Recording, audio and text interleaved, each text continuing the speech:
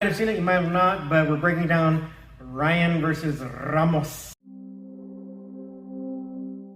I'm here with Manny, and basically what it sounds like one of our best freestyle wrestlers and folk style wrestlers, Ramos, he called out Nicky Ryan for a submission only match, and that just went down last Friday, and Nicky Ryan beat him, submitted him within like 22 seconds or something. So let's show you what happened. So go ahead and check out the match here. Our official for this match, the man on the mat, Gabriel Martins, keeping a very close eye on the action. But you know what, Shanji, he didn't have to do too much work in the first match. But let's see if he has to do something here, because Nicky straight on the leg. He's already on it, though. I think Ramos should have stayed away a little longer, but now it's pretty. Heel hook. All right, so we definitely want all types of amateur wrestlers to understand this type of thing, especially if amateur wrestlers are going to be calling out grapplers, right, or jiu-jitsu practitioners, especially no-gi jiu-jitsu practitioners.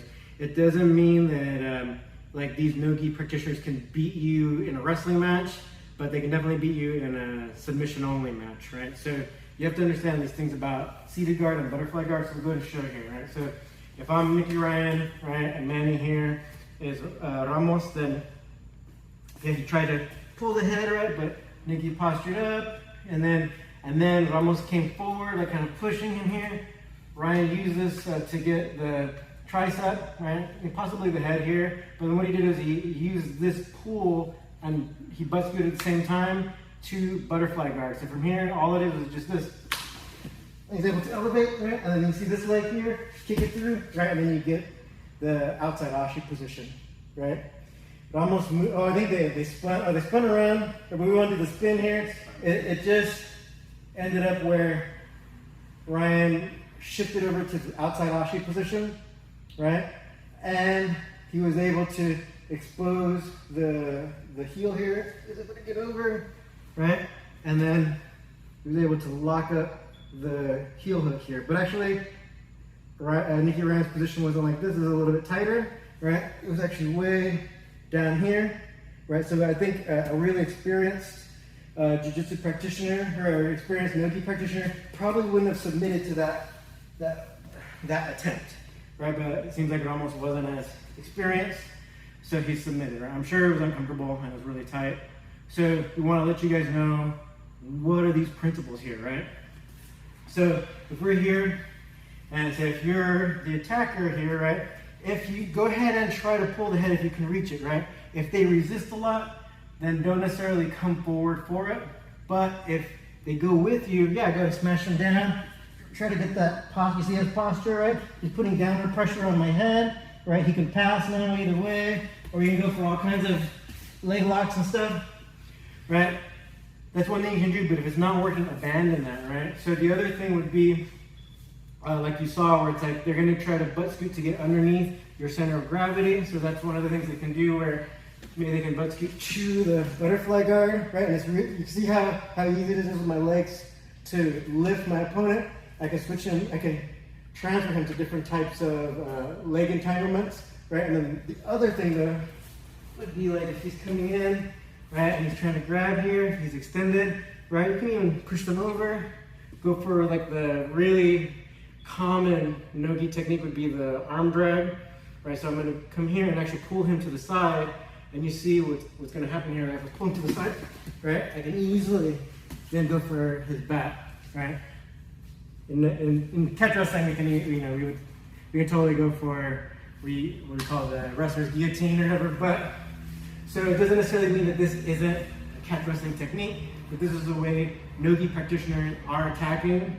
So if there are going to be all kinds of battles between amateur wrestlers who basically have no submissions in their style whatsoever, they have some potentially dangerous positions, but the submissions have been really thoroughly removed.